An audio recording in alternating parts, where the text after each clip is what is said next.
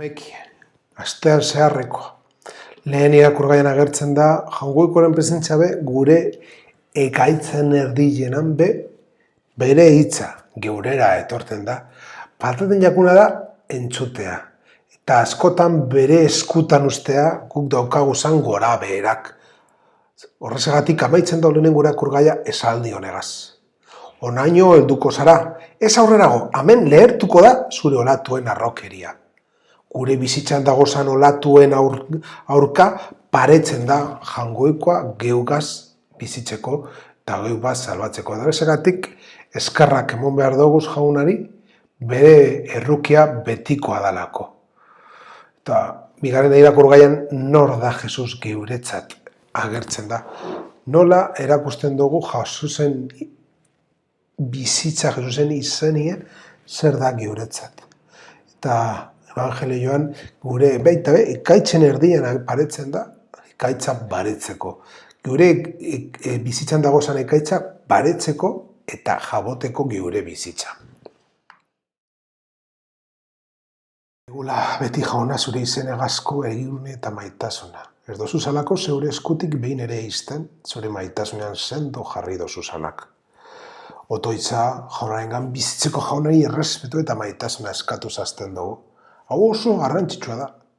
Baita askotan, Jaungoiko asko errespetu aginduak errespetea besterik ez dela pentsatzen dugulako.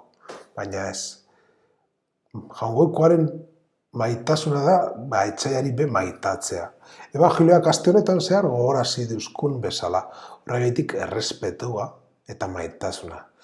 Edo aurreko otoitzak esan izko moduan Jaungoikoaren bildurra eta maitasunean esaten eban moduan. Beragaz egon ezin izatearen bildurretik bereizteko bildurra da. Izan be, beragaz ez gagozanean, gero eta gehiago kostaten jaku maitatzea. Geure indarragaz fidatzen gara eta gehiago kostaten jaku maitatzea. Horregatik, itxi behar ditugu Jaungoikoaren maitasunak gidetan gure bizitzako. Gure bizitzan itxuritako maitasun hori.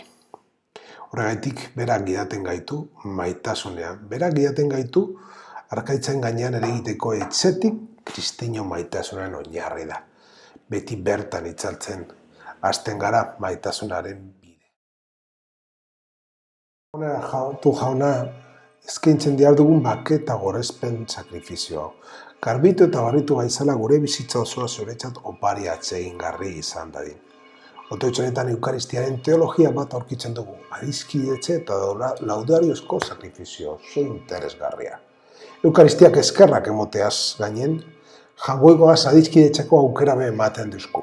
Gu Jaungoikoaz adiskidetzen gara gu be utz egiten dugulako, gure kristino bizitzan zulo horiek aurkitzen ditugulako. Jaungoikoaren maitasunagaz josi behar diranak dire.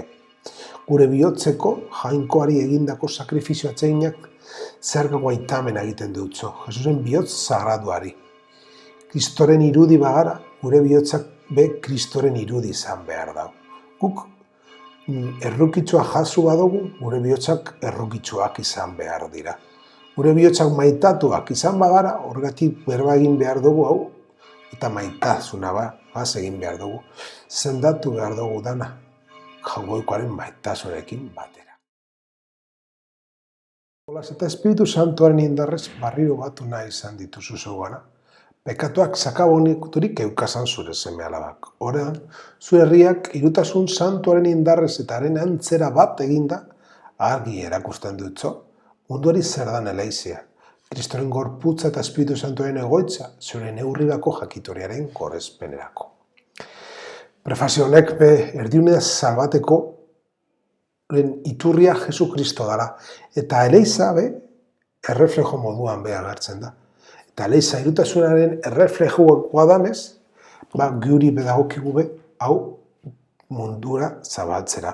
Vatikanoaren bigarren kontzilioaren teologia be ikus dezakegu hemen. Kristo da erredentzioaren sarrera.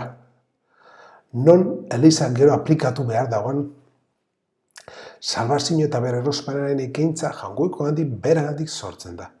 Baina ez aita gandi bakarrik, ez semea gandi bakarrik. Ez, Jaungoiko handik bere osotasunean, irutasun santuan, eleikzak islatu nahi dauen irudia dana gainera. guk irutasun santuaren antzekoak izan behar gara. Horregatik aplikazio hori eleizan Kristoren gorputz gisa egin behar da. Eleizaz Kristoren gorputz gisa behar ba egiten dugunean, ahal izan behar dugu jangoikoen edertasunaz, jankoaz berba egingo daben harriak geuk garala. Bateo gaitik bihurtu garan espirituaren tenplu horrek. Gure bizitzan nabaritu behar dau, ezin direla berbautzak izan, eta gure bizi ekintza jangoikoen jakituria jainkoaren gorezpena izan behar dagoela. Gure bizitzagaz eta egiteekin goraipatzen baitugu. Santuaz eta baliotzuaz barritu gaituzu jauna. Egizu misterio santu honetan parte hartzeak ekarri deigula egiazko erospena. Amen.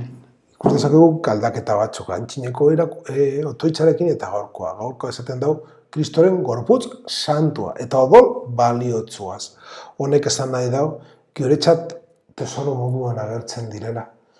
Eta handik etorten jaku gure erredenzioa. Eta geuk erabarrituta bagauz, eskatu behar dugu jangoikoen ontasunari bere barkamena. Geugaz egongo dana, gero guk leialtasunez be bizitzeko eta jokatzeko. Hauze da guk hartu behar dugun doaia.